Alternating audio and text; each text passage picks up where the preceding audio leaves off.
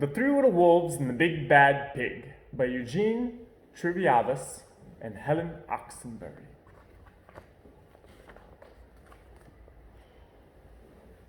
Once upon a time, there were three cuddly little wolves with soft fur and fluffy tails who lived with their mother. The first was black, the second was gray, and the third was white.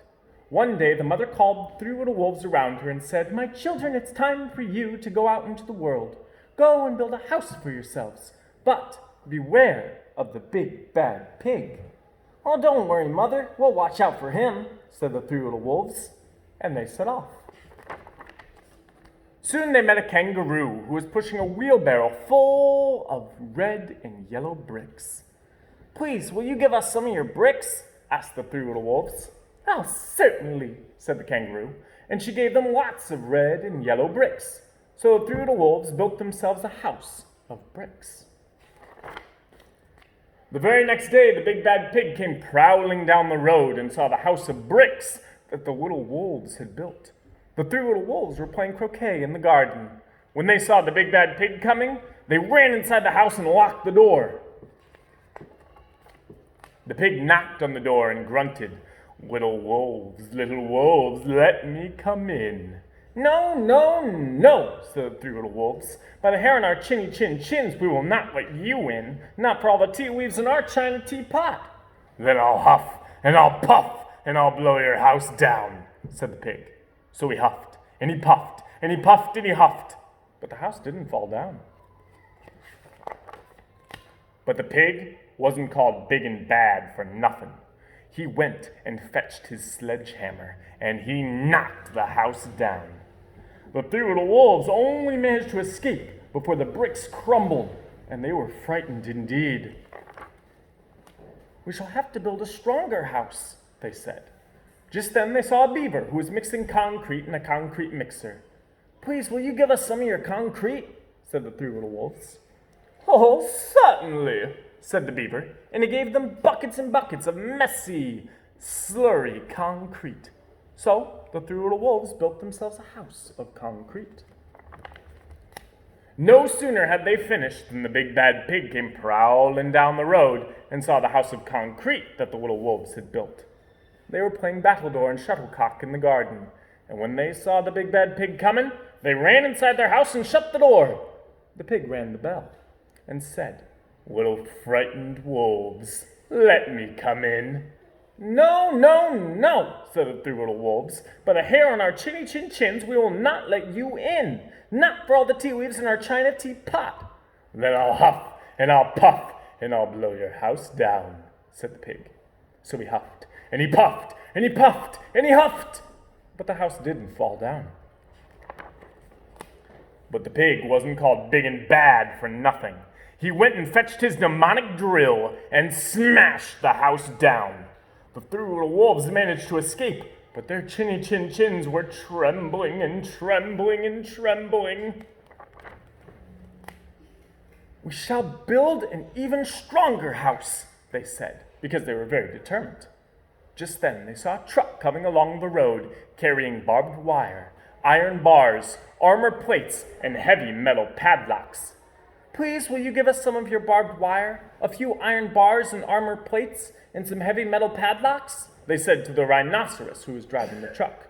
"Sure," said the rhinoceros, and he gave them plenty of barbed wire, iron bars, armor plates, and heavy metal padlocks. He also gave them some plexiglass and some reinforced steel chains, because he was a generous and kind-hearted rhinoceros. So the three little wolves built themselves an extremely strong house.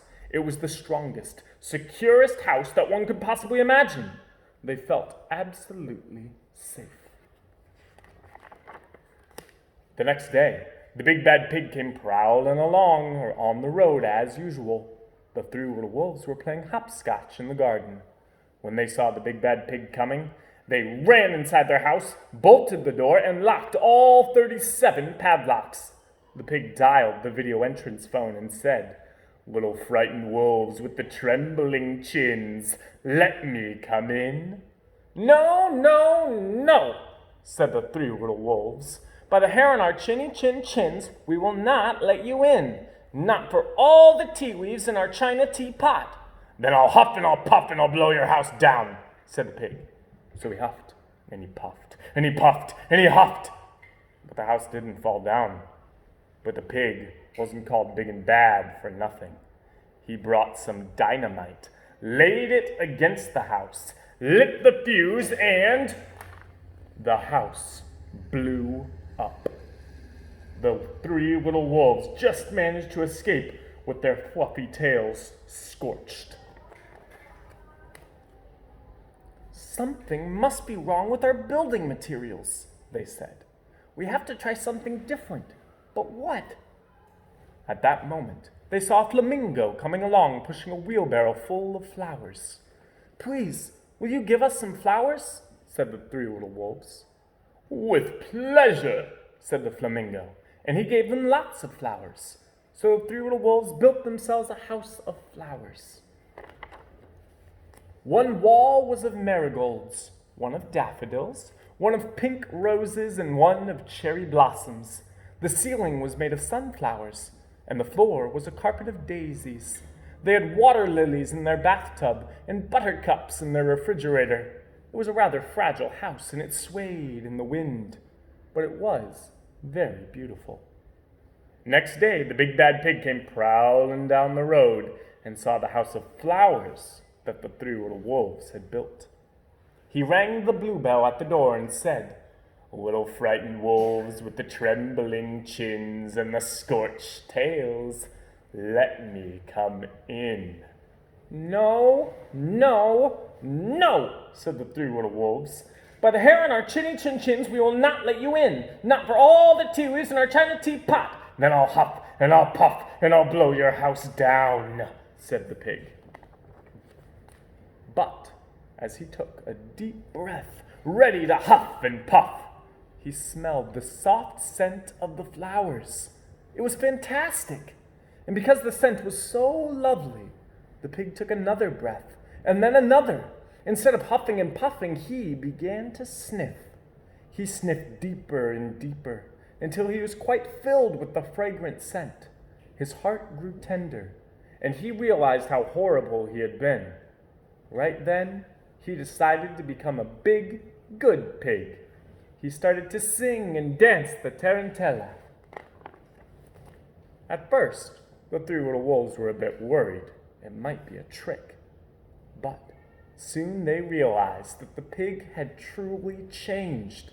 So they came running out of the house. They started playing games with him. First they played pig pog, and then piggy in the middle, and when they were all tired, they invited him into their house. They offered him tea and strawberries and wolfberries and asked him to stay with them as long as he wanted. The pig accepted, and they all lived together happily ever after. The end.